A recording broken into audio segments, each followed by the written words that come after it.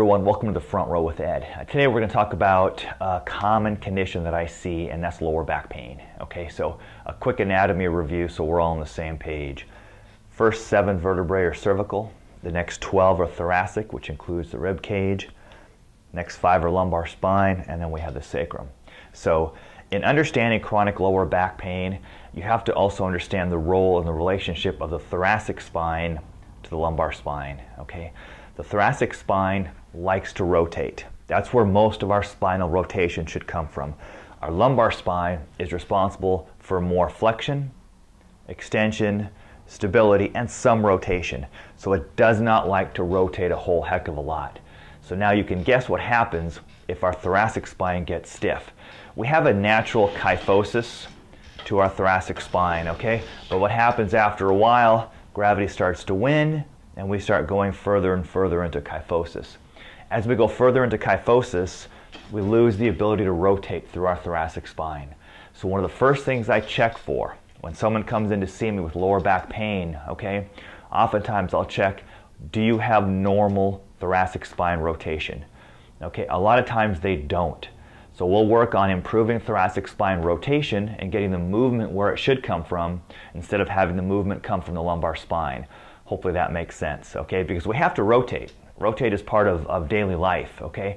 So if I can't get it where I'm supposed to get it from, I get it from my lumbar spine, and sooner or later my lumbar spine starts to balk at me, breaks down, starts to get sore. So it's looking at the thoracic spine as it relates to lumbar spine pain. So I do a simple test to see if they have good thoracic spine rotation. So, and I'm going to show this from all different angles, and so you guys can get a view of this. So you're basically going to lie down with your knees bent up to about a 90-degree angle. You can do this on the floor, okay, on your bed if you have trouble getting up and down off the floor. Your arm is going to be here, and I want you to follow it with your head, and I want you to go rotate all the way over. Now, this moving arm should be able to lay flat on the floor, okay, without a lot of excessive rotation through the hips, okay? So when my knees are bent up to 90, I'm essentially locking out my lumbar spine a little bit, okay? And when my lumbar spine is locked out, most of my rotation is coming from my thoracic spine. Now I'll have patients that are stuck up here, here, all sorts of things, and we really have to work on trying to improve that so you can lay all the way flat, okay? All the way flat in a nice T without any pain or pulling into the lumbar spine, okay? So the way in which we're going to do this is we start off here, and we'll take a deep breath in. Then we exhale, and let it relax and drop to the floor. And we repeat that about 3 times, okay? After the third one, I'm going to hold that position for about 15 to 20 seconds. Breathing in, letting my shoulder relax and drop to the floor, okay?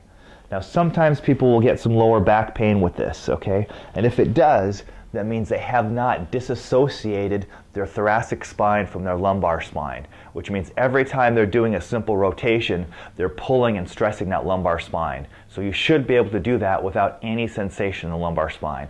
Okay, let's see what it looks like on this side.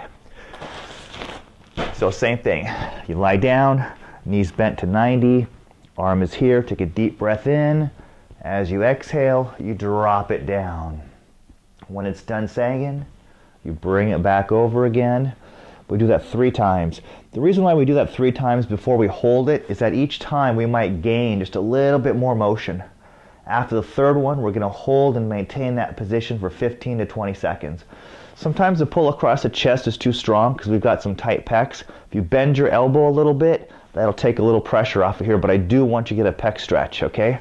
A lot of times what happens is we lose thoracic spine rotation because our pecs are tight, okay? And you think about how many times we roll forward, right, and the pecs get a little tight. So that was a quick video talking about the importance of reestablishing thoracic spine rotation as it relates to lumbar spine pain. So feel free to share the video with friends that have lower back pain, leave a comment, test your own thoracic spine, see where you're at. Hopefully you can lay that arm all the way down. If not, you've got some homework to do, and let me know how it goes. Thank you.